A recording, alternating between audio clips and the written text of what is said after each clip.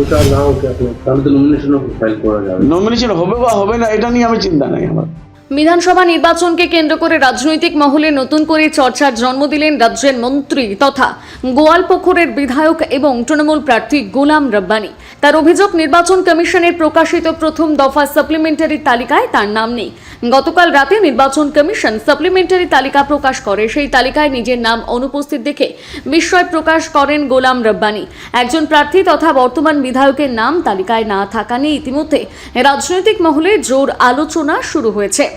এই ঘটনার পর থেকে প্রশ্ন উঠতে শুরু করেছে, তাহলে কি প্রার্থী তালিকা থেকে বাদ পড়তে চলেছেন গোলাম রব্বানী, নাকি এটি শুধুমাত্র প্রশাসনিক কোনো ত্রুটি? যদিও বিষয়টি নিয়ে এখনো স্পষ্টভাবে কিছুই জানায়নি নির্বাচন কমিশন বা শাসক দল।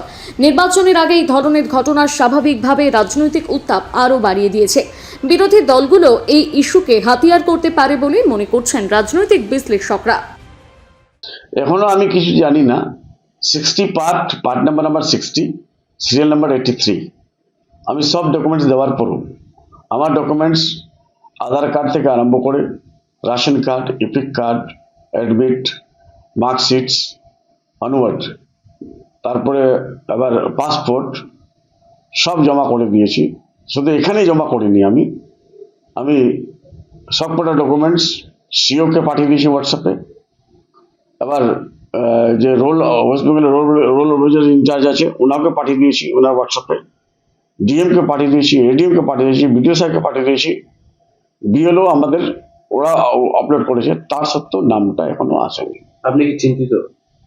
আমি চিন্তিত অবশ্যই থাকবো। আমি নিজের জন্য চিন্তা করি না, আমি আমার এলাকাবাসী যাদের আজকে এডুকেটেড আছে, কালকে একটা লোক মারকুন্ডাতে মারা গেল, হঠাৎ হার্ট স্ট্রোক হয়, স্ট্রোক করে গেল, কার্ডিয়াক অ্যারেস্ট, মারা গেল।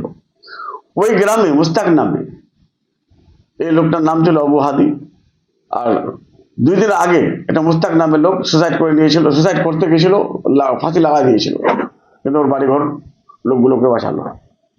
আপনি আপনার নিজের নাম যে আসেনি সেটা কি আপনার দলের যে উচ্চনীতি বা আপনার সেই বিষয়গুলো কি বিষয়ে জানানো বা কি যদি একটু বলেন?